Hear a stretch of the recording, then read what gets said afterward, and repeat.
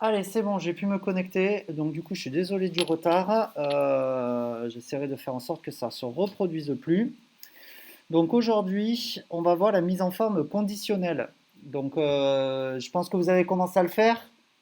Vous avez vu la mise en forme conditionnelle. Ben, ça va vous être très très utile pour pouvoir prendre des décisions dans l'entreprise. Donc là aujourd'hui, en fait, on va avoir très peu de formules. Il n'y en aura pas, il n'y aura pas de fonction. En fait, ce qu'on va faire, c'est partir d'un fichier Excel de base et on va essayer de le mettre en valeur un peu ce fichier pour pouvoir ben, faire des analyses sur ce fichier pour pouvoir prendre par la suite des décisions. Donc aujourd'hui, on est quand même la séance 9 sur 12, hein. Donc les choses avancent petit à petit. On a bientôt fini à la fin du mois là, de mars. On aura fini. Et début avril, il me semble que c'est le 2 ou le 3, vous aurez votre dernière séance avec la dernière évaluation. Voilà. Et après, ben, vous saurez tout sur Excel.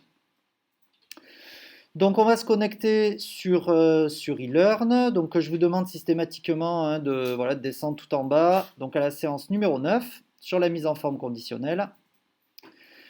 Donc le sujet de TD, et je pense que vous avez téléchargé du coup le suivi des ventes. Donc c'est un tout petit suivi des ventes avec quelques commerciaux et quelques petites données. Donc il faut que vous le téléchargez et vous organisez vos données comme d'habitude, vous le mettez dans un dossier TD9.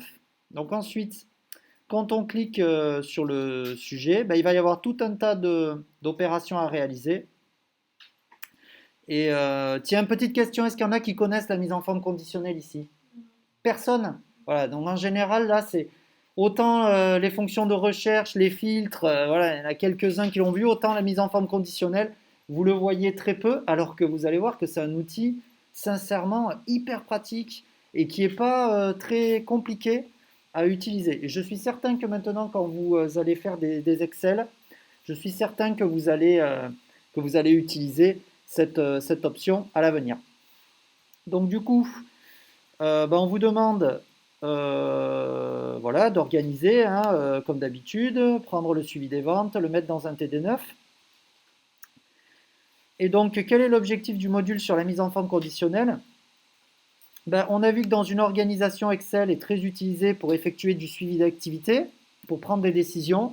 Donc, on veut suivre des commerciaux, suivre son compte bancaire, faire un suivi de la gestion des stocks. Donc, il y a beaucoup de tâches de suivi qui peuvent être faites sur Excel. Et que donc, notre tableur, il peut aussi être exploité comme un tableau de bord avec des cellules qui vont être mises en valeur selon un contexte donné. Donc là, le mot tableau de bord, c'est peut-être quelque chose que vous reverrez. Il y a une matière en deuxième année qui s'appelle tableau de bord de gestion. Mais là, je prends vraiment le tableau de bord au sens très très large du terme. C'est comme un tableau de bord dans une voiture. Quand vous roulez avec votre voiture, eh ben, vous avez par exemple les freins qui clignotent si vous n'avez plus de plaquettes de frein. Si votre moteur est en surchauffe, vous allez avoir des boutons rouges qui vont s'allumer. Donc c'est un peu la même idée avec Excel, c'est de faire clignoter des choses quand ben, on dépasse certains seuils, soit dans le négatif, soit dans le positif. Quand on surperforme ou qu'on sous-performe, eh ben, on a envie de faire afficher des données, les faire clignoter parce que c'est beaucoup plus visuel de les voir clignoter et de prendre des décisions que si on ne fait rien clignoter du tout et qu'on doit interpréter tout un amas de données. C'est pas très, c'est moins efficace. Donc la mise en forme conditionnelle, c'est justement une fonctionnalité qui va mettre en avant des données de votre classeur et du coup, votre classeur va être plus lisible, ce qui va vous permettre d'accélérer la prise de décision dans l'entreprise. Voilà. Donc là, je vous ai demandé en fait de télécharger le fichier voilà, suivi des ventes, donc un petit fichier voilà, pédagogique, hein. Donc vous voyez, quand on regarde ce fichier-là, donc on voit qu'il y a plein d'employés, on voit plein de ventes qui ont été faites l'année précédente et l'année en cours, et j'ai mis une colonne pour calculer les écarts de vente pour voir s'ils progressent ou s'ils ne progressent pas dans leurs ventes. Donc quand c'est positif, l'écart, c'est qu'ils ont fait plus de ventes par rapport à l'année dernière, alors que quand l'écart est négatif, c'est qu'ils ont fait moins de ventes de l'année précédente à l'année en cours.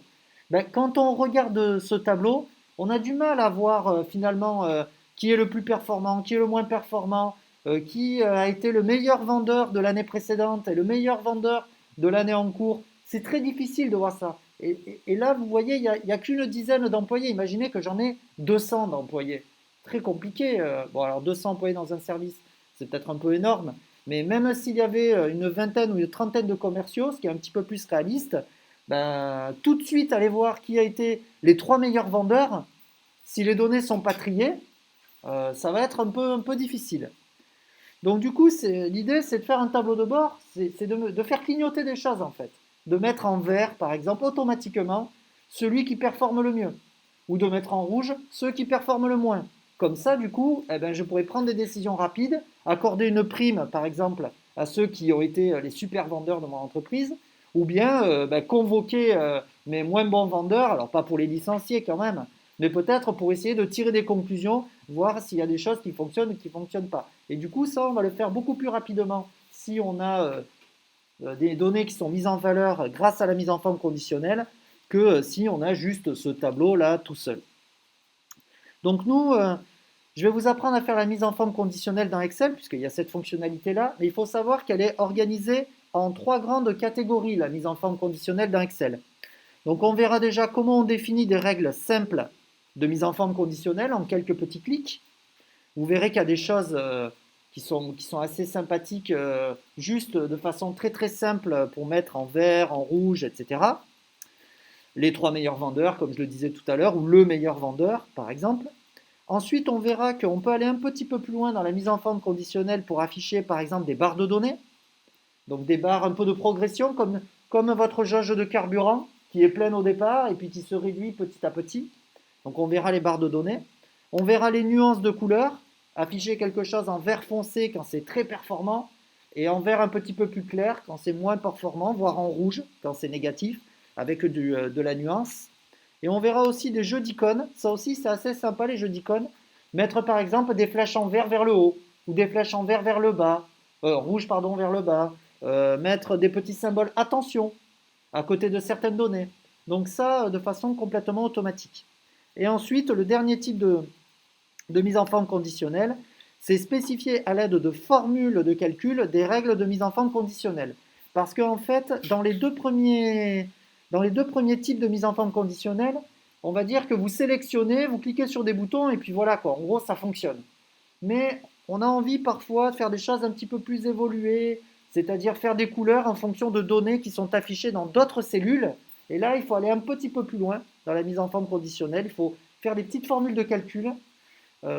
Et du coup, je vous montrerai aussi comment faire, euh, faire des petites formules de calcul pour que ben, les cellules soient mises en valeur en fonction de cette formule de calcul. Voilà.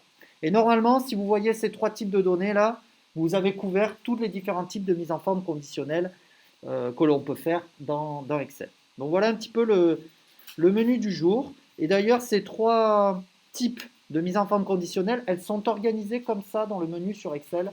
Donc moi, je ne réinvente pas la roue. Hein, je fais exactement ce que vous propose le logiciel et je vous montre la diversité d'opérations qui sont possibles. Donc, on va commencer donc, sur la base de l'exemple que vous voyez dans le sujet. Donc, on va commencer avec la définition de règles simples, c'est-à-dire faire une mise en forme conditionnelle, mettre en valeur des données de façon très très simple en quelques clics dans Excel. Donc, comment est-ce qu'on fait pour définir des règles simples de mise en forme conditionnelle? Donc, dans un premier temps, ce qu'on a envie, c'est mettre en valeur donc, des données des commerciaux qui ont augmenté leurs ventes entre l'année précédente et l'année en cours. Donc clairement, là, quand on regarde ça, là, le fichier sans couleur, bon, ben, il faut aller repérer, si je vous dis combien est-ce qu'il y en a qui ont augmenté leurs ventes, oula, alors là, il va falloir aller regarder toutes les données, ce qui est positif, négatif, compter. Ça, voilà, c'est pas visuel, quoi. Alors que si on avait des cases en vert, ben, pour les compter, on ne se prendrait pas la tête, on compterait le nombre de cases en vert, et puis c'est bon, quoi. Donc comment est-ce qu'on fait cette mise en valeur de façon automatique? Donc question 2, on va sélectionner donc la plage de cellules sur laquelle on a envie de faire cette mise en valeur de données. Et dans le ruban accueil, on va trouver un bouton qui s'appelle mise en forme conditionnelle.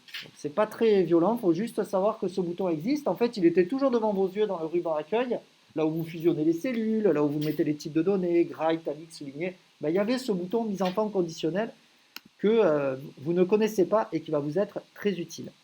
Donc il est dans le bouton accueil et pas dans l'onglet données, tout simplement parce que là, on a envie de faire de la mise en forme, c'est-à-dire mettre en couleur avec de la trame de fond. Et ces éléments-là, ils sont déjà dans l'accueil. Donc on ne va pas aller polluer en le mettant dans d'autres onglets.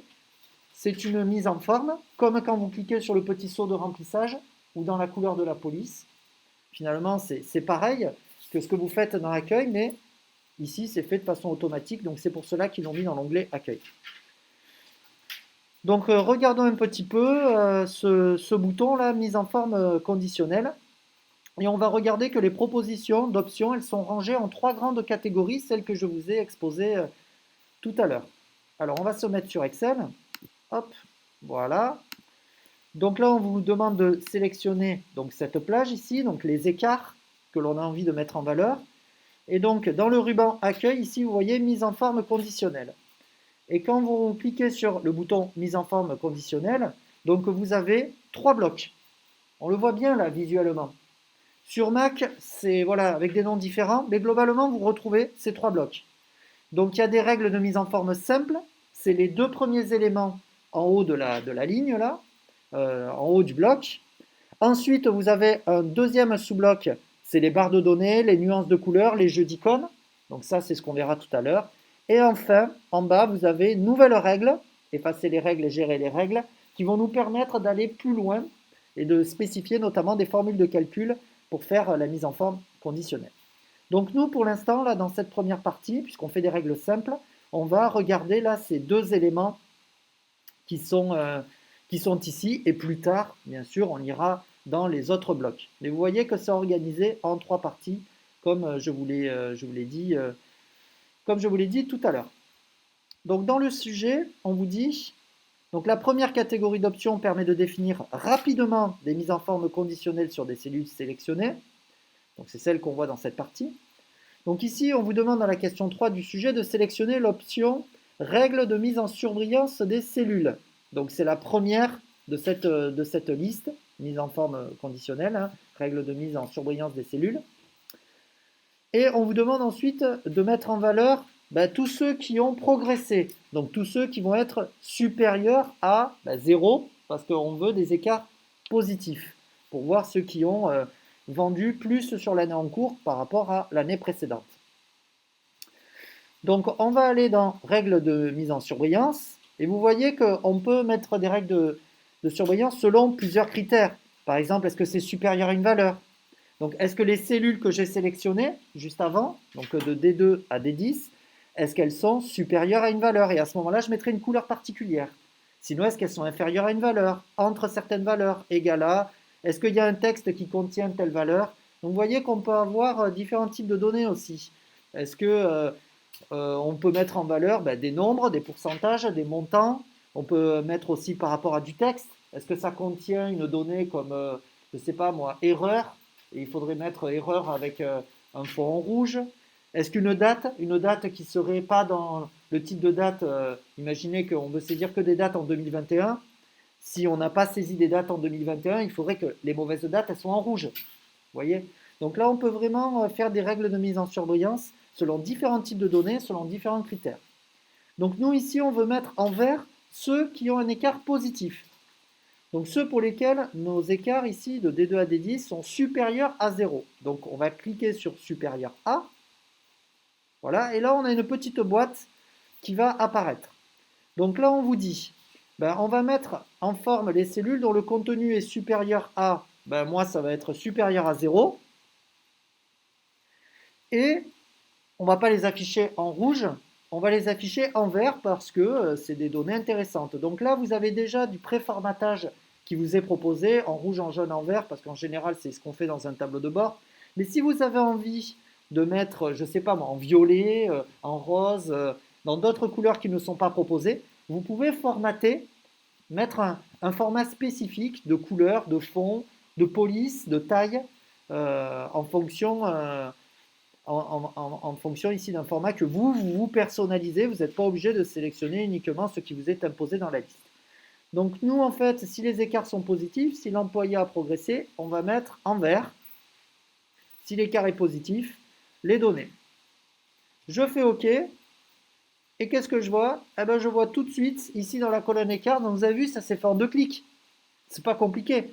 On sélectionne les données, on va dans mise en forme conditionnelle, et ensuite dans la première catégorie, on dit si les données elles sont supérieures à, si c'est supérieur à 0, je remplis en vert. Donc vous avez vu, c'est quelques clics, OK. Et voilà, ça m'a mis tous les écarts en vert. Ça se fait vraiment en 10 secondes. Donc ensuite, qu'est-ce qu'on nous demande dans le sujet, maintenant que ça s'est fait, que vous avez vu que c'est pas très compliqué. Donc on a mis dans la boîte de dialogue hein, que si le contenu est supérieur à 0, on désire remplir la cellule en vert, avec un texte en vert foncé, c'est ce qu'on a fait. Et on a vu que 5 commerciaux sont mis en valeur. Et donc là, du coup, on peut vraiment tirer rapidement des conclusions, contrairement à tout à l'heure. Vous voyez ici, là, lorsqu'on regarde l'Excel, on voit tout de suite là qu'il y en a 5, il y a juste à compter les cellules en vert. C'est beaucoup plus facile que tout à l'heure lorsque c'était pas en vert. Et on voit tout de suite là, voilà, qu'on peut accorder, je ne sais pas moi, des primes à Oyana, Panchoa, Naya et Laura et Maïka par exemple. Là, tout de suite, on peut tirer des décisions assez rapides. Donc la mise en forme conditionnelle, ça sert à ça justement. Donc lorsque l'on définit une mise en forme conditionnelle, celle-ci devient active même si les données de la feuille évoluent au cours du temps. Donc ça c'est pas mal parce que la mise en forme conditionnelle, c'est dynamique en fait. Si vos données elles évoluent, eh ben, il y a des choses qui sont en vert qui vont peut-être ne plus être en vert et des éléments qui n'étaient pas en vert qui vont peut-être le devenir. Et c'est ce qu'on vous demande de faire dans les questions du dessous. Donc on va modifier par exemple pour Oyana et Gaïska, on va modifier un petit peu les données de ces deux commerciaux basques, comme vous l'avez constaté. Donc par exemple, pour Oyana, pour la colonne des ventes en cours, supposons que l'on s'est trompé et que l'écart en fait ici, enfin que les ventes, en fait on s'est trompé, c'était pas 1300, c'était 1200.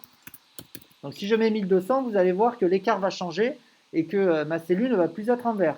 Donc là on voit moins 50 et on voit que la cellule n'est plus en vert. Pareil pour Gaïska, si vous par exemple on s'est là aussi trompé et qu'il n'a pas fait 700 mais il a fait l'année précédente, pardon, au lieu de 880 on s'est trompé, il a fait 650 ventes de produits. Ben là, du coup, l'écart il va être positif. Et on voit que Gaïska, ici, il a un écart positif de 50 et que sa cellule d'écart, eh ben maintenant, elle est en vert. Donc là, ici, c'était en vert, c'est en blanc maintenant, parce que l'écart est négatif.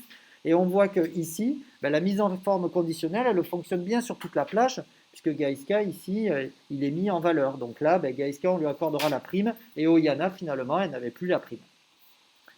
Donc vous voyez que ça évolue au cours du temps, que la mise en forme conditionnelle, il y a juste à le faire une seule fois et puis après ça fonctionne. Donc voilà pour la question 4 et 5. Alors bien sûr, on peut cumuler les mises en forme conditionnelles sur la même plage de données, et c'est ce qu'on va faire justement dans les questions qui suivent. Donc on peut définir plusieurs mises en forme conditionnelles, que ce soit sur la même colonne, donc c'est ce qu'on va faire dans la question qui va venir, ou bien que ce soit sur d'autres colonnes. Donc on peut faire plein de mises en forme conditionnelles en les cumulant avec des couleurs différentes, selon des critères différents, etc. etc. Donc ce qu'on va faire dans la question 6, sur le même principe que précédemment, on va définir des mises en forme conditionnelles sur la colonne écart, donc notre colonne D, mais on va afficher en rouge les commerciaux qui ont diminué leur vente et en jaune ceux qui n'ont pas eu de progression de vente. Donc ceux qui ont eu les ventes qui ont stagné. On voit d'ailleurs un petit aperçu en dessous pour vous montrer ce qu'on veut. En gros, la colonne écart, il ne faut plus qu'il y ait des cellules blanches. Il faut qu'il y ait des cellules soit en vert si on a progressé, donc l'écart positif. Si on n'a pas progressé, donc avec un écart négatif, on veut des cellules en rouge, et en jaune, des cellules où il y aurait la valeur 0. Bon, ça ne va pas être compliqué. Donc on sélectionne comme tout à l'heure les cellules que l'on a envie de mettre en valeur, donc de D2 à D10. On va dans la mise en forme conditionnelle, on va faire une règle de mise en surbrillance, Et si c'est inférieur à 0, donc à ce moment-là, il y a un écart négatif. Donc là, on ne peut pas sélectionner supérieur à. Bon, ça n'a pas de sens. Et puis on l'avait déjà fait pour la couleur verte. Donc là, si on est inférieur à la valeur 0, on remplit en rouge clair avec un texte rouge foncé. Ben ça me convient bien par rapport à la liste de propositions. Donc je le laisse. Je fais OK. Et là, on voit tout de suite que Oyana, elle n'a pas progressé. Ainoa et Enea non plus. Donc ensuite, je laisse sélectionner ma plage de données. Je vais faire une autre mise en forme conditionnelle. Toujours une règle de mise en surbrillance de cellules. Là, ce coup-ci, quand la valeur, s'il y a une valeur de la plage qui est égale à 0, donc là, je vais mettre 0, et bien ici, on a dit qu'on voulait mettre en jaune. Donc là, je fais OK. Et donc, on voit maintenant dans notre colonne d'écart que il y a du rouge quand c'est négatif, qu'il y a du vert quand c'est positif, et il y a du jaune quand les valeurs n'ont pas progressé entre les ventes de l'année précédente et les ventes de l'année en cours. Donc, vous avez vu ces quelques petits clics. En plus, Excel, voilà, il vous propose les critères, c'est quand même assez bien fait. Et en plus, vous avez des formats de présentation qui permettent justement d'aller vite, parce qu'on sait globalement que dans un tableau de bord, on veut mettre en vert, en rouge ou en jaune les valeurs. Mais on peut changer, comme je vous l'ai dit tout à l'heure, pour faire du format personnalisé si on le souhaite. On remarque aussi que là, on a cumulé des mises en forme conditionnelles, parce qu'en fait, finalement, là, dans cette colonne de D2 à D10, il y a 3 mises en forme conditionnelles qui se cumulent. Et bien évidemment, ça évolue dans le temps. Vous voyez, par exemple, c'est pas dit dans le sujet, mais si Oyana, je lui mets 1300, comme tout à l'heure, hop, ça passe en vert.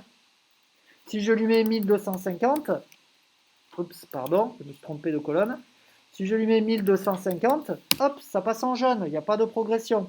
Et si je remets 1200, eh bien, ça passe en rouge. Donc, vous voyez que tout ça, c'est dynamique et que ça évolue bien au cours du temps. Donc ensuite, au niveau de la question suivante, la question 7, on peut faire des mises en forme conditionnelles sur toutes les colonnes qu'on a envie. Donc là, par exemple, on vous demande de définir des mises en forme conditionnelles pour afficher les 3 valeurs de vente les plus élevées pour l'année précédente et pour l'année en cours. Donc les 3 valeurs de vente les plus élevées pour l'année précédente et pour l'année en cours. Donc ici, comment, et bien entendu, on va aussi faire de même en rouge pour les 3 valeurs les moins élevées. Donc sur une année et sur l'autre année. Donc ça aussi, c'est une mise en forme conditionnelle simple. Donc on va voir pourquoi. Donc ici, j'ai envie dans cette colonne vente de l'année précédente d'afficher les 3 valeurs les plus élevées. Donc pour faire ça, on va dans mise en forme conditionnelle. On est toujours dans des règles simples. On ne peut pas utiliser règle de mise en surbrillance. On ne peut pas parce que c'est les 3 les plus élevés. Vous n'en savez rien. Et ça évolue au cours du temps. Donc vous n'en savez rien ici. Ça ne peut pas marcher là, ces éléments-là, ces propositions. Donc ici, on a une deuxième règle simple qui est les règles de valeurs les plus ou moins élevées. Et quand on sélectionne, on voit des propositions, les 10 valeurs les plus élevées, celles qui sont le 10% les plus élevés. Alors ces chiffres 10 ici, en fait, ils sont complètement personnalisables. On peut paramétrer tout ça pour dire les 3 les plus élevés ou les 5 les plus élevés. Tout ça, c'est tout à fait personnalisable, d'accord? Donc le 10, il ne faut pas que ça vous choque, on peut très bien le changer. Donc là, si on veut mettre les 3 valeurs les plus élevées, on sélectionne cette option-là, que l'on veut mettre les 10 valeurs les plus élevées en premier, mais vous allez voir quand on sélectionne, ici il nous dit mettre en forme les n valeurs. Donc là, il met 10 parce que c'est le choix par défaut, mais si vous avez envie de mettre les 3 valeurs les plus élevées, vous sélectionnez 3. Vous voyez d'ailleurs que derrière, on voit ce qui se passe, l'aperçu, hein, on le voit tout de suite. Donc là, je veux mettre les 3 valeurs les plus élevées, donc selon une certaine couleur. Admettons que je veuille mettre en vert, ça serait mieux parce qu'ils ont progressé, c'est les plus élevés, les plus forts par rapport aux autres. Je fais OK, et donc là je vois tout de suite que Oyana, Inoa et Enea sont les vendeurs qui ont fait le plus de ventes l'année précédente. Si je veux les 3 valeurs les plus élevées de la colonne d'à côté, je sélectionne les valeurs de la colonne d'à côté, c'est exactement la même chose. Je fais la mise en forme conditionnelle. Toujours, on veut mettre en surbrillance les règles plus ou moins élevées. je veux les valeurs les plus élevées. Alors c'est vrai que là, ils auraient pu mettre les n valeurs les plus élevées, ça aurait été peut-être plus parlant, parce que là, on a l'impression que c'est figé sur 10. Mais comme on l'a vu tout à l'heure, lorsqu'on sélectionne, eh ben, on peut mettre que l'on veut les 10, les 8, mais chez nous, c'est les 3 valeurs les plus élevées. Ça pourrait être la valeur la plus élevée en sélectionnant le chiffre 1. Donc là, on voit que d'une allée sur l'autre, rapidement, ce qui est très difficile à faire quand on ne met pas de mise en forme conditionnelle, on voit tout de suite que par exemple, Oyana, c'est la seule qui a eu les meilleures ventes entre l'année précédente et l'année en cours. C'est la seule. Les autres, Ainoa et Nea, eh ben, c'était plus élevé l'année précédente. Et puis sur l'année en cours, c'est Panchoa et Maika. Donc ça se voit tout de suite. Il n'y a même pas besoin d'aller finalement regarder les valeurs elles-mêmes, finalement. On voit tout de suite là que, bon, c'est vrai que Oaina, par exemple, elle a eu un écart, elle a fait moins de ventes, mais quand même, c'est la meilleure vendeuse sur les 2 années. Donc on va peut-être pas la convoquer parce qu'il y a un souci. Alors que si vous regardez Ainoa et Enea, elles ont fait les meilleures ventes l'année dernière, mais elles ont fortement chuté. Si vous regardez, c'est les seules qui ont eu un écart négatif. Donc là, vous voyez, on peut prendre des décisions. On peut réfléchir de manière assez rapide, ce qui est très compliqué quand vous ne mettez pas les mises en forme conditionnelles. Alors ensuite, on peut mettre les 3 valeurs les moins élevées. Ben, c'est toujours pareil, hein. Donc là, ici, on sélectionne. On va cumuler les règles de mise en surbrillance, comme on l'a fait pour la colonne écart tout à l'heure. Donc on va prendre les règles de valeur les plus ou moins élevées. Et là, donc, ce n'est pas les plus élevés qui m'intéressent, c'est les moins élevés. Donc là, les moins élevés, on veut les 3 valeurs les moins élevées. Hop, hop, hop. En rouge. Voilà, et on voit que Gaïska, Naya et Laura sont les 3 vendeurs les plus faibles. Pareil pour la colonne d'à côté. On va mettre les 3 moins bons vendeurs de cette année. Donc là, ici, on sélectionne les valeurs les moins élevées. On met 3 et on met en rouge. Et on fait OK. Donc là, par exemple, on voit que malgré le fait que Gaïska, vous voyez, si on veut interpréter les choses, analyser, prendre des décisions dans l'entreprise, convoquer, accorder des primes, etc., ben, on voit que Gaïska, finalement, ben, c'est le moins bon vendeur sur les 2 années, malgré sa progression.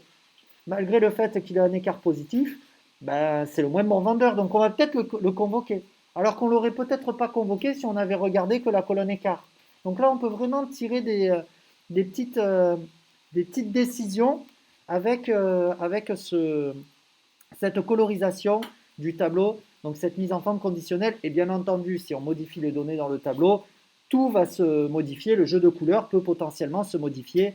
Si Gaïska n'était pas le moins bon vendeur, admettons que Panchoa, ici, je modifie et je mets 100, ben, ça devient un des moins bons vendeurs et Gaïska, c'est plus un des 3 mauvais vendeurs, vous voyez. Donc là, tout est modifiable ici. C'est un vrai tableau de bord, finalement, qui se modifie en fonction des données qui sont stockées dans Excel. Et tout ça, ça s'est fait franchement en quelques clics. C'est pas violent. Donc normalement, vous devriez constater que votre feuille ressemble à celle qui est ici. Donc c'est bien le cas, hein, avec ce que l'on a fait, ce que je vous ai montré tout à l'heure. Vous pourrez vérifier. Donc on a vu ensemble qu'il est beaucoup plus facile de discuter des résultats de nos commerciaux et donc prendre des décisions. Donc comme j'ai pris l'exemple d'Oyana ou de Gaïska tout à l'heure, voilà, pour pouvoir accorder des primes ou non. Donc là on a vu que les règles de mise en forme, elles étaient très simples parce que ben voilà, il suffit de faire 3 clics dans le menu et puis c'est bon. Alors si vous avez envie d'effacer les mises en forme conditionnelles, ben, il y a des boutons pour faire ça. Donc on va le faire ensemble. Donc pour effacer, il suffit simplement d'aller dans mise en forme conditionnelle et vous avez effacé les règles. Effacer, alors on pourrait effacer uniquement les règles de cellules sélectionnées si par exemple on s'est trompé, on veut refaire ou bien c'est perturbant. On pourrait sélectionner une plage et effacer uniquement les règles de ces cellules-là qu'on a sélectionnées. Sinon, si on a envie de revenir à l'état initial, eh bien, on efface toutes les règles de la feuille entière.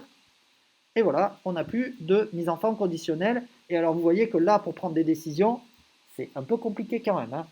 Là, vous ne voyez pas que Gaïska, c'est un des 3 moins bons vendeurs. Ou sinon, il faudrait faire voilà, un jeu rapide d'analyse dans vos têtes. Ça serait beaucoup plus long que l'instantané de la couleur que l'on voit. Et vous avez vu que ça prend vraiment très très peu de temps de mettre en valeur des données. Est-ce que vous avez des questions? Ça allait pour la mise en forme conditionnelle simple. Donc je vous encourage sincèrement à utiliser au moins au minimum ce type de mise en forme conditionnelle. Donc des règles simples. Maintenant, on va voir un petit peu plus loin. On va voir comment afficher des barres de données, des nuances de couleurs et des jeux d'icônes. Donc là, il faut... alors, les barres de données, les nuances de couleurs, c'est assez simple. Le jeu d'icônes, il faut voilà, paramétrer des choses. On va augmenter un peu au niveau de difficulté, mais sincèrement, c'est pas violent non plus, hein. Donc, dans la partie précédente, la mise en forme conditionnelle, elle s'applique uniquement sur la trame de fond, hein. Vous avez vu, on joue sur les couleurs de fond, on joue sur... donc, ça remplit finalement d'une seule couleur le fond d'une cellule, et ça peut changer la couleur aussi de la police. Voilà, donc c'est ce qu'on a vu tout à l'heure. Dans cette partie, on va voir qu'il est possible d'utiliser donc, des représentations plus évoluées. Donc on va sélectionner la plage de D2, D10, donc nos écarts, et on va aller regarder justement la deuxième catégorie d'options qui nous est proposée, c'est-à-dire les barres de données. On va commencer par cette partie-là. Donc on sélectionnera l'option barre de données et on regardera un petit peu ce qui nous est proposé comme type de barre de données.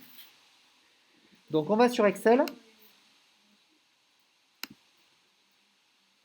Donc on vous a dit de sélectionner de D2 à D10.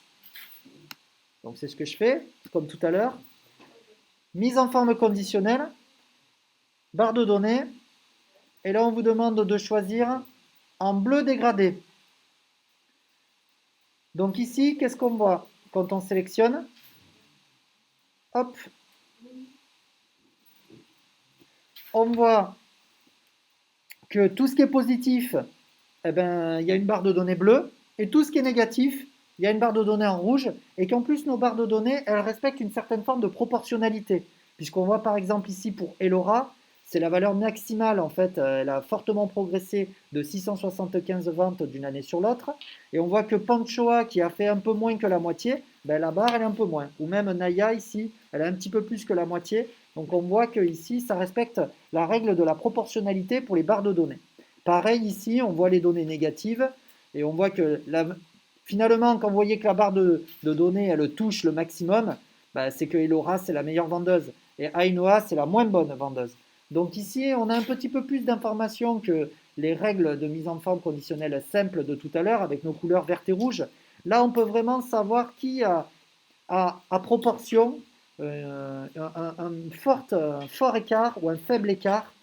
Donc ça permet de voir un petit peu plus de choses que du vert et du rouge comme tout à l'heure. Et vous avez vu que ça se fait aussi en quelques clics. Donc on a sélectionné donc, les barres de données en bleu dégradé. On a constaté que cette mise en forme se fait en un clic et qu'elle permet de bien distinguer les commerciaux ayant des résultats positifs, donc en bleu, et ceux qui ont des résultats négatifs en rouge. Et on voit cette proportionnalité qui est intéressante. Donc ça permet de bien visualiser dans quelle proportion les résultats sont bons ou mauvais. Et ça ressemble bien ici à un tableau de bord, comme si on avait du carburant qui se réduit petit à petit au fur et à mesure qu'on roule. Si là nos ventes en cours, elles bougeaient au cours du temps, ben, on verrait ces écarts-là avec ces barres de données qui évoluent au cours du temps. Donc ensuite, on vous demande de sélectionner dans la question 11 donc toute la plage, toutes les ventes de B2 à C10 et d'appliquer une barre de données de remplissage bleu uni pour faire comme ce que l'on voit en dessous ici dans la capture d'écran dans le sujet juste en dessous. Donc on va le faire. On va sélectionner donc toute cette plage. On va aller dans barre de données. Et ici, on va faire un remplissage uni en bleu.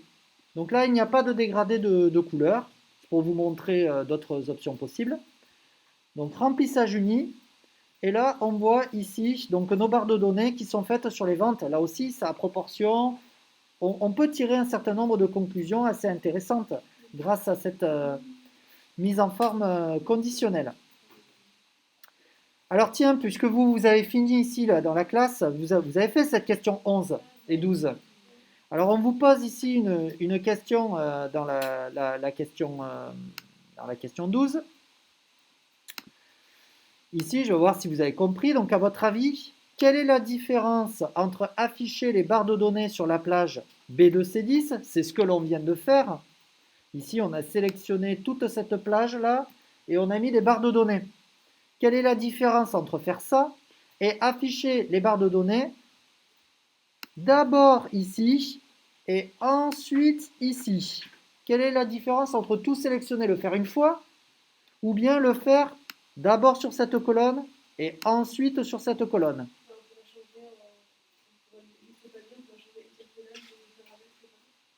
J'ai pas compris.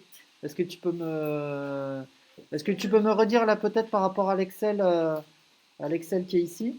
Par exemple, on veut changer de paramètres pour la colonne C, et bien on va le faire indépendamment de toute modification de la colonne. Non, mais par rapport à la colonne, enfin, je pense pas que ça soit la bonne réponse, hein.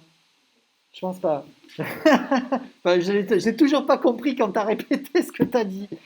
Mais bon, en gros, si vous voulez, quand vous faites ça, regardez au tableau, parce que c'est quand même important pour que vous compreniez ce que vous faites. Quand vous sélectionnez toutes les cellules, ici, on va considérer le maximum et le minimum de toutes ces cellules. C'est-à-dire que la barre la plus petite, ça sera le minimum de toutes ces cellules. Et la barre la plus grande, ça sera le maximum de toutes ces cellules. Donc là, ici, vous voyez, par exemple, le maximum, c'est 1250. Vous voyez que la barre qui est à côté 1200 est plus petite. C'est normal. D'accord? Parce que le maximum, c'est lui. Et la deuxième valeur en dessous du maximum, c'est lui. Si, non, en fait, c'est lui-même.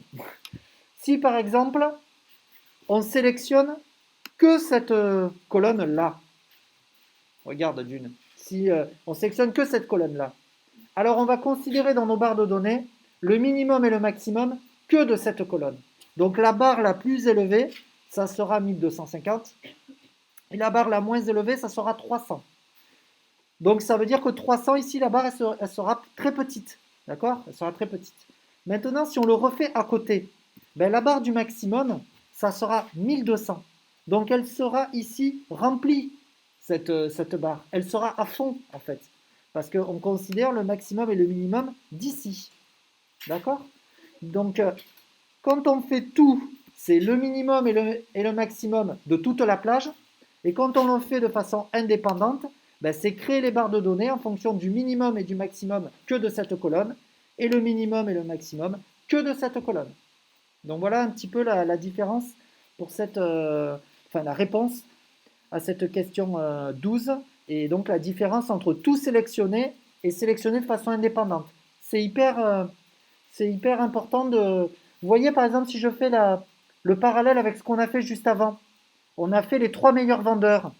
Ben, si vous sélectionnez tout et que vous dites les 3 meilleures valeurs, ben, ça fait les 3 meilleures valeurs de toute la plage que vous avez sélectionnée. Alors que tout à l'heure, on a fait les 3 meilleurs vendeurs de l'année précédente et les 3 meilleurs vendeurs de l'année en cours. Donc on a fait 2 sélections séparées parce que c'est pas la même chose finalement ce qu'on voulait faire. Entre considérer de façon indépendante les années ou considérer un tout en fait. Voilà pour la réponse à cette question 12. Donc on vous demande d'effacer la mise en forme conditionnelle, comme dans la question 8. Bon ben, c'est pas compliqué. On va dans mise en forme conditionnelle et on efface tout. Effacer les règles de la feuille entière. Comme ça me permet de vous le montrer plusieurs fois. Ensuite, on avance. Les nuances de couleurs. Alors ça, c'est pas mal le nuancier. C'est aussi simple que les barres de données, hein, pas très difficile. Donc les nuances de couleurs, elles fonctionnent comme pour les barres de données. Il suffit de sélectionner la plage de données souhaitée et d'y appliquer les nuances de couleurs spécifiques par rapport à votre besoin. Donc là, on vous demande d'appliquer des nuances de couleurs avec une échelle de couleurs bleu, blanc, rouge, cocorico. Donc aux données des colonnes B, puis celles de la colonne C. Alors on y va, ben c'est parti. Et on appliquera également les nuances de couleur avec une échelle vert, blanc, rouge pour les données de la colonne D. Bon, ben allez, on va la faire cette question 14 ensemble. Donc on vous demandait de sélectionner la colonne B et de faire du bleu, blanc, rouge. Donc bleu pour les valeurs les plus élevées, blanc pour les valeurs neutres, du milieu on va dire, les valeurs médianes, et ensuite rouge pour les valeurs en dessous des valeurs médianes. C'est comme ça que ça fonctionne. Donc vous avez ici donc différentes couleurs qui vous sont proposées. Donc le bleu, blanc, rouge, il est ici. Donc vous voyez, c'est dans un ordre bien précis, hein. C'est en bleu pour les valeurs les plus élevées. On voit bien les valeurs médianes, c'est-à-dire moyennes. Donc en blanc, on va tirer vers le blanc pour passer vers le rouge dans les valeurs, non pas négatives, hein, mais les valeurs les moins élevées. Donc on est parti pour B. On va faire pareil pour la colonne C. Donc là, la nuance de couleur, ça permet aussi hein, de prendre un certain nombre de décisions. Hein. On voit très vite que Gaïska, là, clairement, il est dans les valeurs les moins élevées. Alors pas d'une année sur l'autre, c'est vrai. On est un petit peu plus fin finalement que d'avoir mis comme tout à l'heure par exemple en rouge pour Gaïska. Là on voit que bon, c'est pas vraiment un rouge-rouge finalement, c'est un peu mieux mais pas suffisant de toute manière, il faudrait convoquer cet employé. Ensuite on n'est pas obligé de faire du bleu, blanc, rouge, on peut faire d'autres couleurs un petit peu plus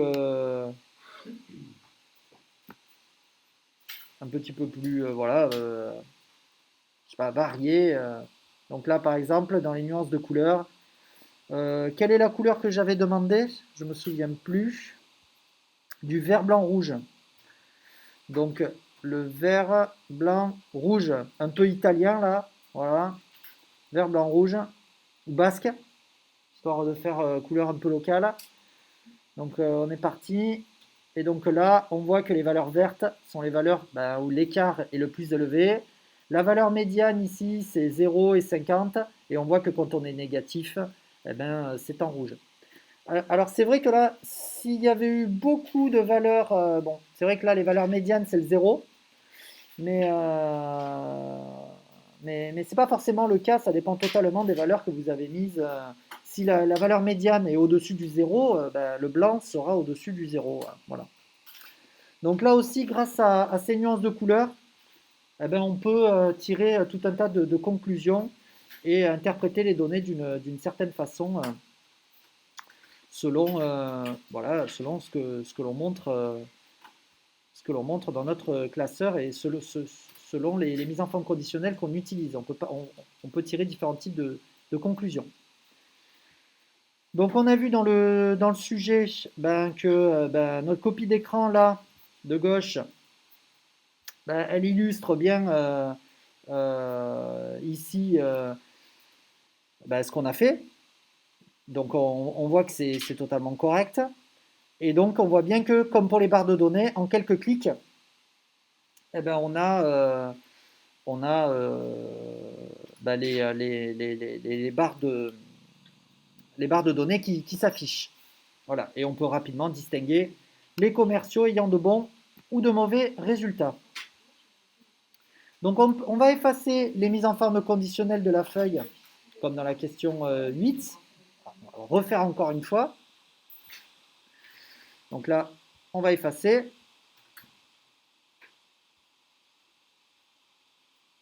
Effacer les règles de la feuille entière. Eh bien, dis donc. Allez, on efface les règles.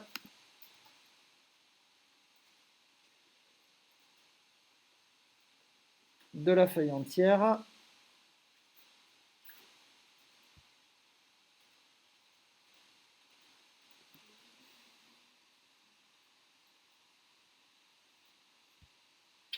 Voilà, pour revenir à l'état initial. Et on avance dans les questions. Donc en plus des barres de données et des nuances de couleurs, vous avez vu que c'est quand même assez simple d'utilisation, utiliser ces outils. On peut utiliser des jeux d'icônes. Donc les jeux d'icônes, c'est quoi? C'est des symboles, ça peut être des pastilles, des flèches, qui vont s'afficher en fonction du contenu de la cellule. Donc là, par exemple, dans le sujet, on souhaite afficher des flèches qui indiqueront si les ventes ont progressé, les flèches vertes, vers le haut. Si elles ont stagné, on veut des flèches horizontales, et si elles ont diminué, on veut des flèches rouges vers le bas. Et on veut faire ça sur la colonne des écarts. Voilà, donc c'est parti. Donc là, ça va faire vraiment le tableau de bord, hein. Donc on est parti, on va sur l'Excel, on sélectionne de D2 jusqu'à D10.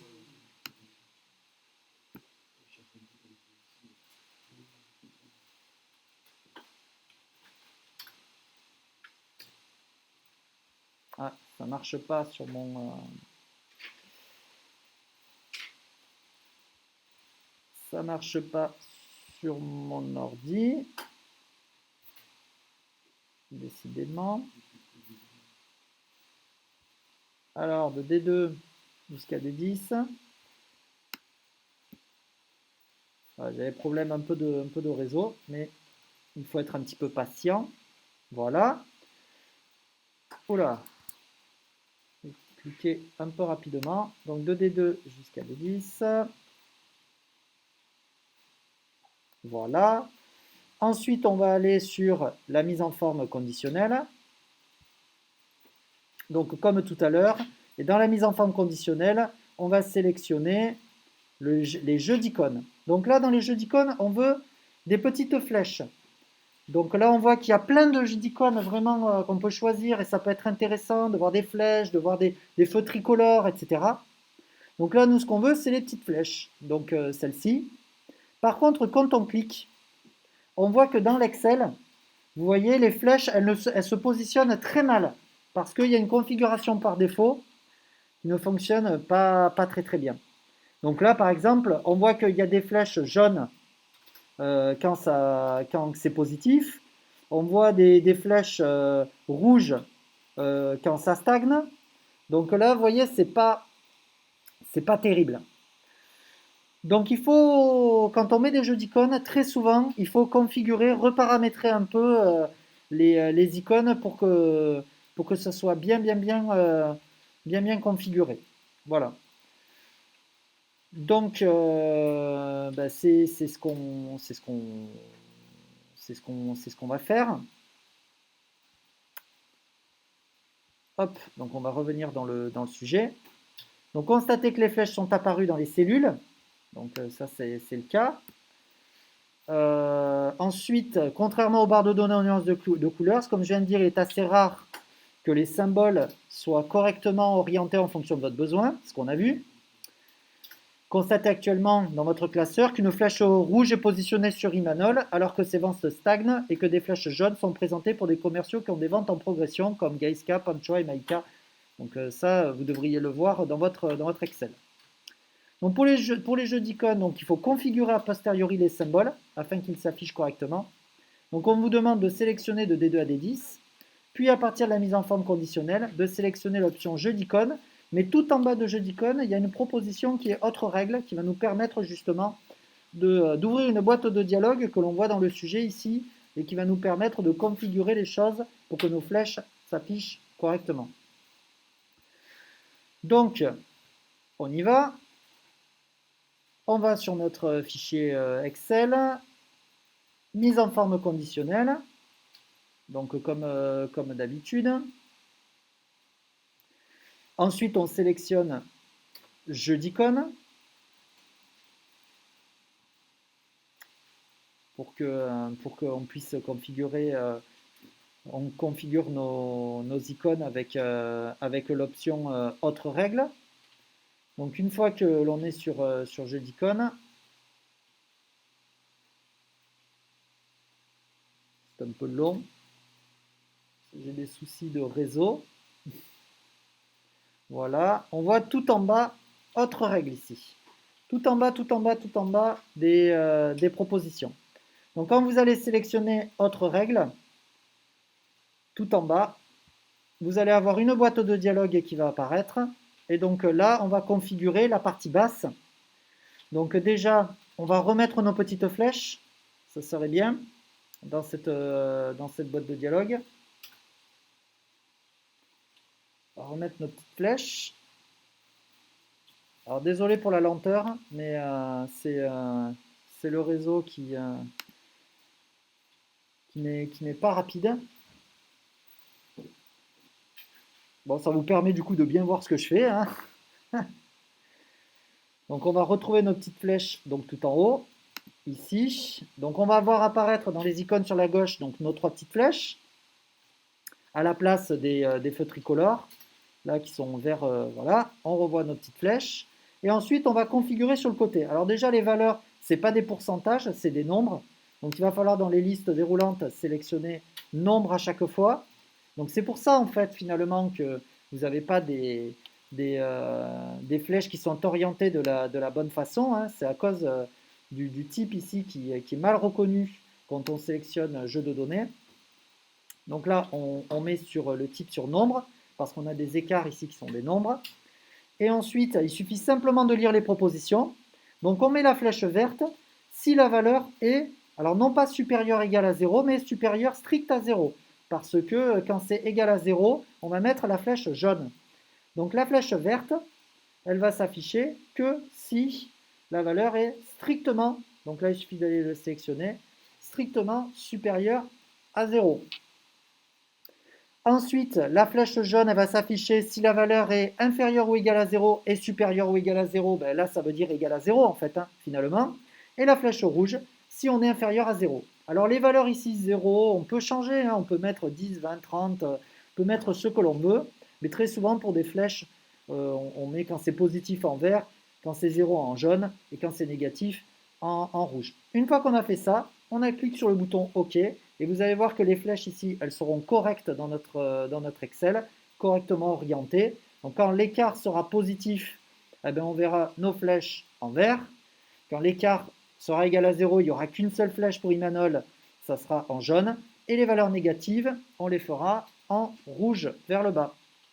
Voilà, donc il faut juste penser que il faut juste voilà, penser qu'en fait au niveau des jeux d'icônes, il faut paramétrer parce que ça ne marche pas aussi simplement que ce que l'on a vu dans les nuances de couleurs, dans les barres de données ou bien dans les règles simples de mise en surbrillance en vert, en rouge, en jaune, comme on l'a vu tout à l'heure. Il faut faire très attention au niveau des jeux d'icônes. Même si les icônes apparaissent, vérifiez quand même qu'elles sont correctement orientées. En général, ce n'est pas le cas, donc vous devez faire ce paramétrage. Alors ben, maintenant qu'on arrive presque à la, à la dernière partie, donc là oui, au niveau des valeurs, c'est vrai qu'on pourrait afficher nos petits feux tricolores là pour les ventes. Donc là, c'est ce qu'on vous demande de faire. Ah ben tiens, c'est justement pour tester qu'on peut mettre autre chose que 0. Donc sur le même principe que la question précédente, pour être sûr que vous avez compris ce que je viens de faire, on vous demande d'afficher des pastilles tricolores. Donc pour les ventes des colonnes B et C. Donc on affichera des pastilles vertes si les ventes sont supérieures ou égales à 1000. Pastilles jaunes si les ventes sont entre 800 et 1000. Et une pastille rouge si les ventes sont strictement inférieures à 800. Admettons que c'est la politique que l'on souhaite faire dans l'entreprise. Donc pour voir si vous avez compris, eh ben c'est parti. Donc on sélectionne notre plage de données là, de B2 jusqu'à B10. On va faire un jeu d'icônes avec des pastilles tricolores, donc vert, vert, jaune, rouge. Alors tout à l'heure, c'est vrai qu'on a fait mise en forme conditionnelle. On a cliqué sur jeu d'icônes et on a cliqué sur les flèches. Et ensuite, on s'est rendu compte que les flèches, ça ne marchait pas. Pour ensuite re-aller dans mise en forme conditionnelle, jeu d'icônes et sélectionner autre règle. Bon, vous avez bien vu que finalement les jeux d'icônes ne fonctionnent pas par défaut. Donc on serait tenté de sélectionner les trois pastilles de couleurs là qui nous sont proposées, mais il faudrait retourner dans le menu pour reparamétrer puisque ça ne fonctionnera pas au-dessus de 1000, en dessous de 800. Voilà, il ne peut pas le savoir de façon automatique. Donc là, ce qu'on peut faire, c'est aller tout de suite dans autre règle. Si on sait déjà que ça ne va pas marcher, autant aller tout de suite dans votre règle pour configurer comme il faut. Donc là, vous avez la boîte de dialogue. Vous avez vos pastilles, parce que par défaut, il vous met les pastilles, mais vous pourriez très bien changer. Ici, les types de données, ce ne sont pas des pourcentages, ce sont des nombres, donc on se met toujours avec les listes déroulantes donc, sur un type de nombre. Donc là, c'est ce que je vais faire ici, donc sur nombre. Donc pour la pastille verte, mais aussi pour la pastille jaune.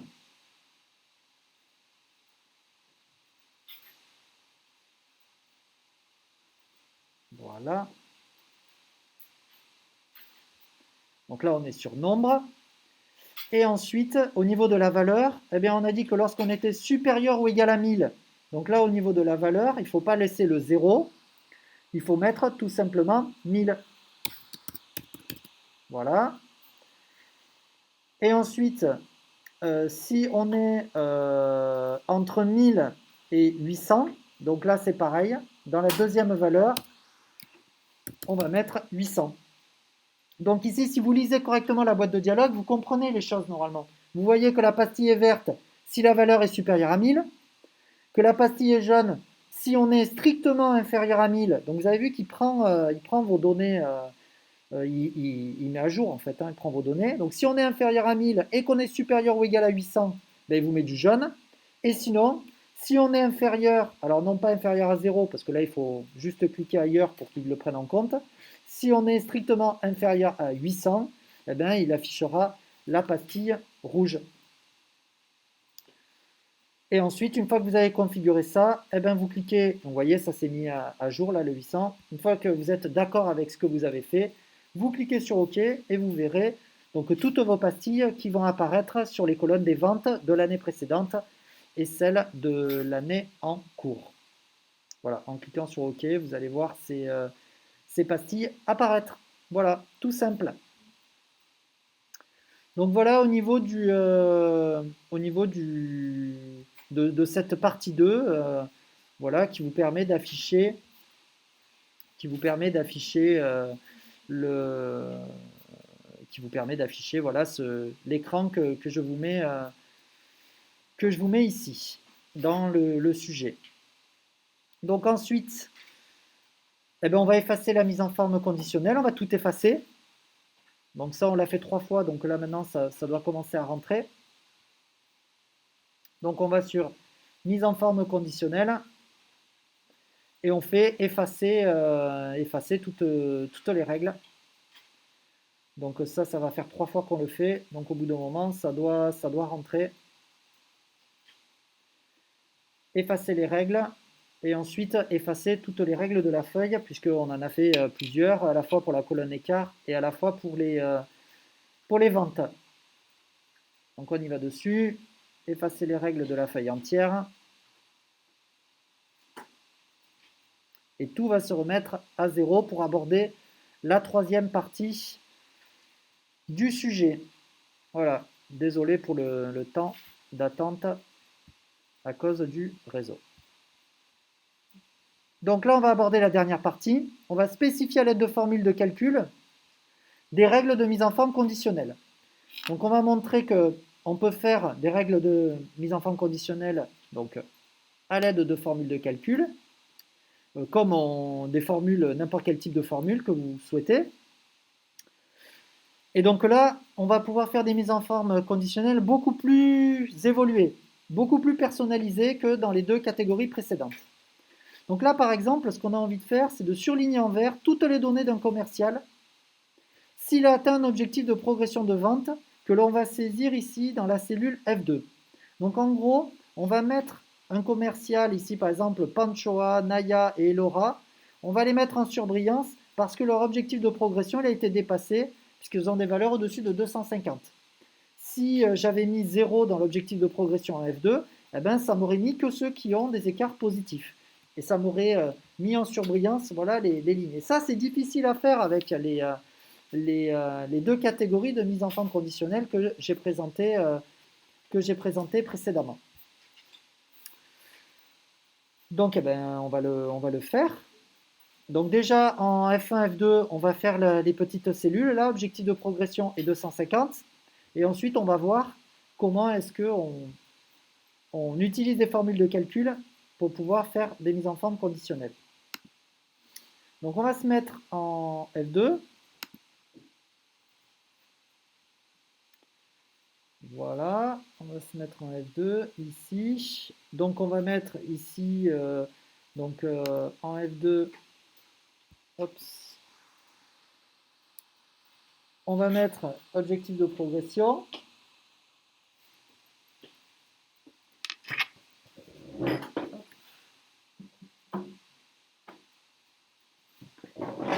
En F2, on va mettre objectif de progression. Voilà, bon après vous pouvez mettre de façon jolie. Et en dessous, on va mettre 250. Voilà. Donc là, l'idée, c'est de mettre en surbrillance toutes les lignes qui ont un écart supérieur. Mais ce qu'on veut, c'est pas mettre en surbrillance que l'écart. C'est aussi les informations qui concernent les ventes de l'année précédente et les ventes de l'année en cours. Donc comment est-ce qu'on fait ça? Eh bien, on descend et tout nous est expliqué. Donc cette mise en forme conditionnelle, elle va s'appliquer sur toute la plage de B2 à D10 et non pas que sur la colonne de l'écart.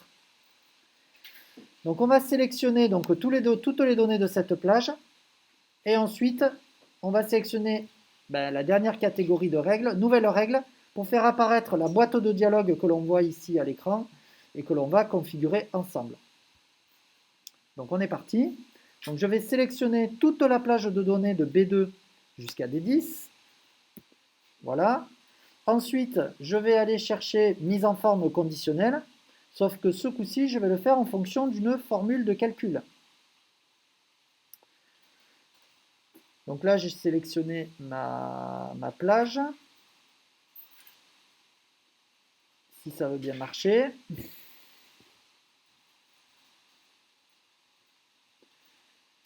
C'est un peu long, hein.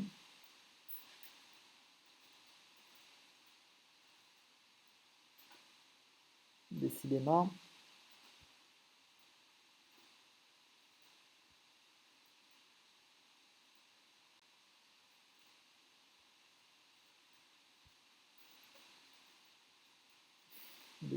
Décidément, il faut attendre un petit peu. Pas de chance aujourd'hui.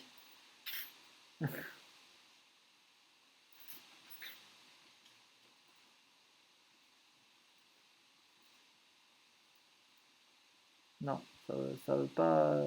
Ah ben voilà. Ça ne fonctionne pas.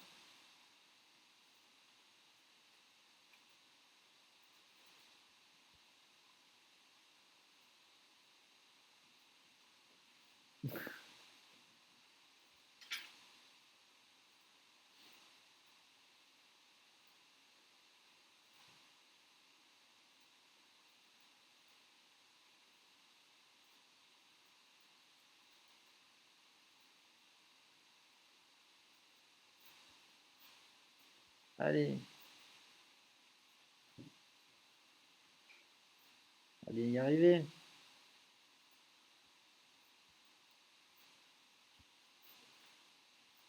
Non, il veut pas.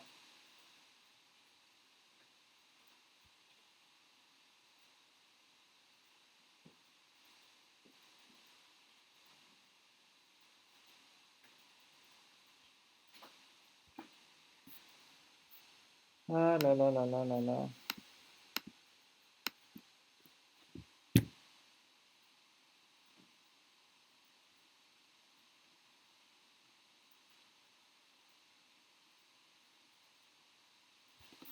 Bon, eh ben ça marche pas. Décidément aujourd'hui c'est vraiment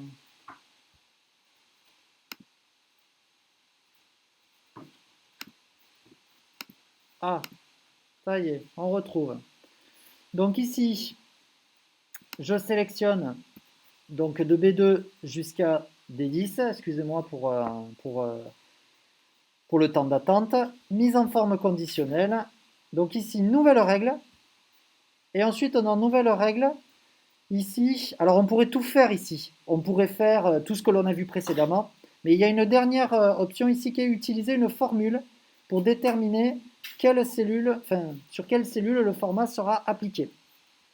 Donc là, dans le sujet, Déjà, on va indiquer que vous désirez utiliser une formule, c'est ce qu'on vient de faire. Ensuite, on va écrire la formule. Si c'est une formule, il faut toujours commencer par le symbole égal. Donc là, on va mettre égal. On va mettre $D2 supérieur ou égal à $F $2. Alors, qu'est-ce que ça veut dire cette formule? Ben, cette formule, elle veut dire que vous voulez toujours faire référence à la cellule F2 qui contient l'objectif de progression. Par contre, ici, cette formule va s'appliquer sur toute la plage que vous avez sélectionnée. Et donc, F2 ne va pas bouger. Par contre, au niveau des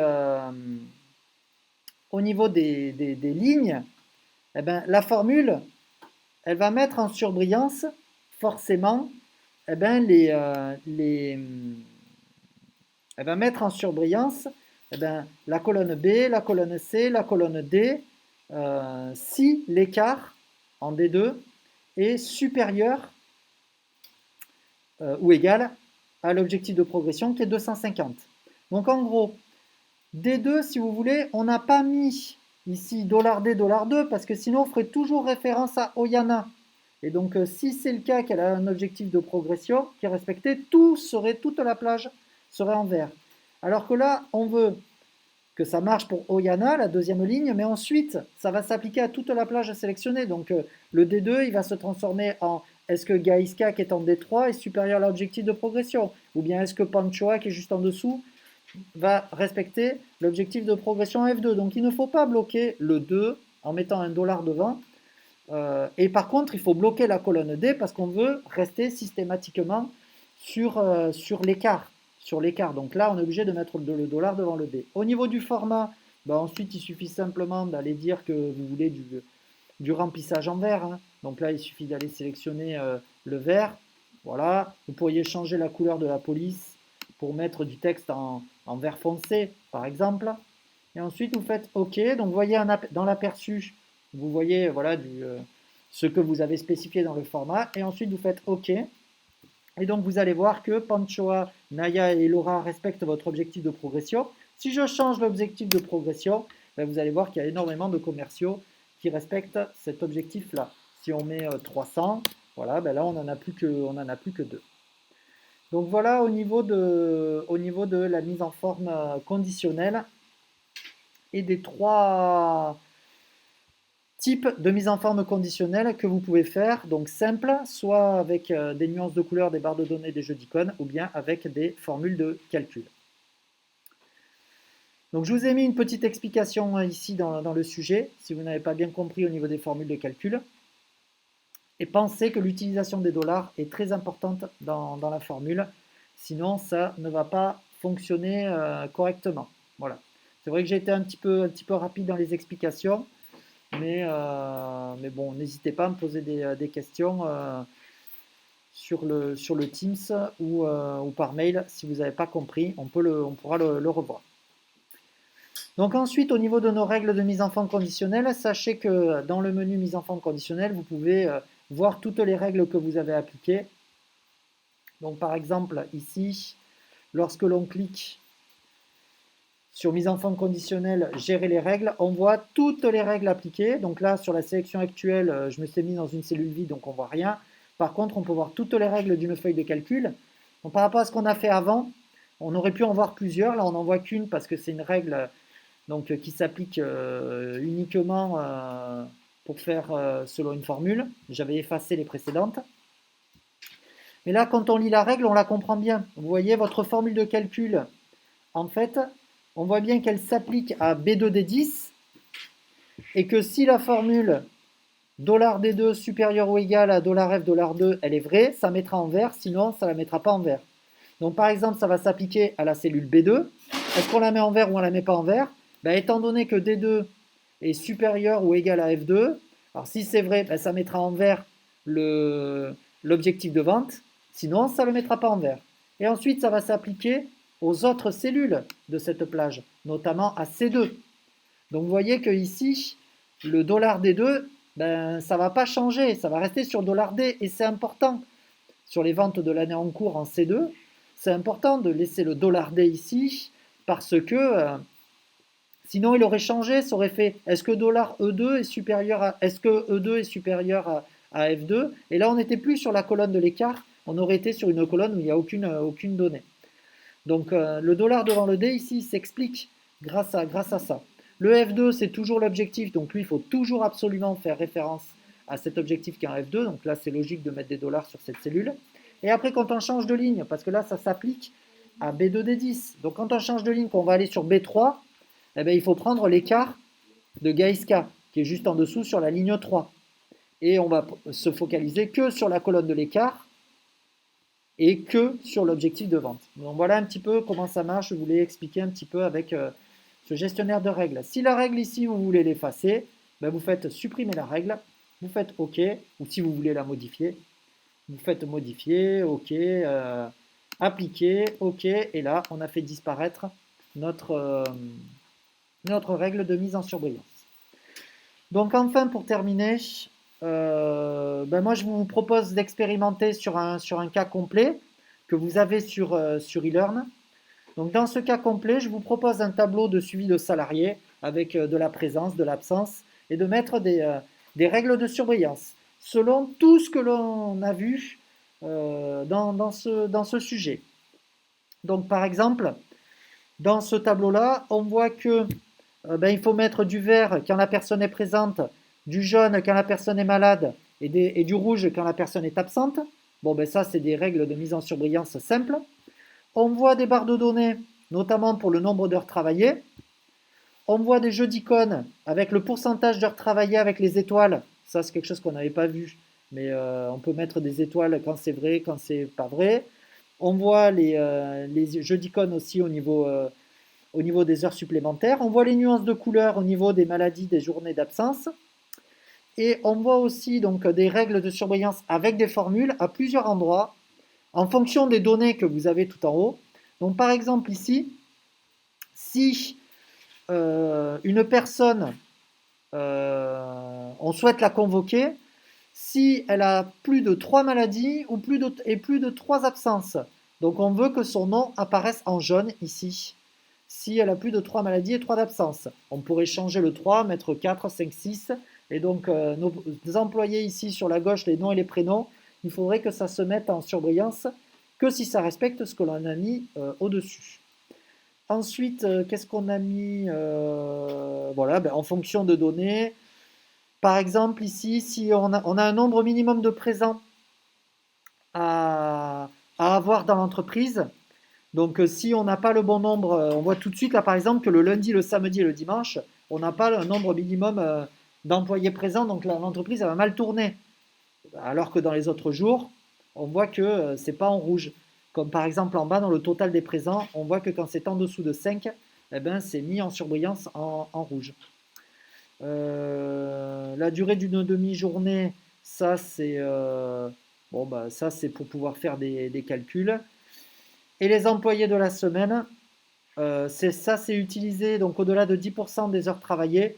Ça, c'est pour pouvoir mettre les étoiles pour faire l'employé de la semaine. Est-ce que c'est celui qui bosse le plus ou le moins? Là, on voit qu'il y a 3 employés qui ont travaillé plus de 10% cette semaine-là. On les voit avec les étoiles. Comme ça, là, ici, ça permet de voir des mises en forme avec donc les 3 catégories finalement. Hein. Mise en surbrillance, simple. Barre de données, nuances de couleur, jeu d'icônes. Et ensuite, avec des formules, notamment pour le nom, prénom, notamment pour les jours de la semaine où on n'a pas suffisamment de monde. Et puis c'est tout. En haut et en bas, dans les totaux également. Bon, ben voilà, je vous laisse avec cet exercice-là. Et puis n'hésitez pas, si vous avez des questions, je vais activer le Teams pour que vous puissiez m'en poser si c'est nécessaire. Et désolé pour les problèmes réseau.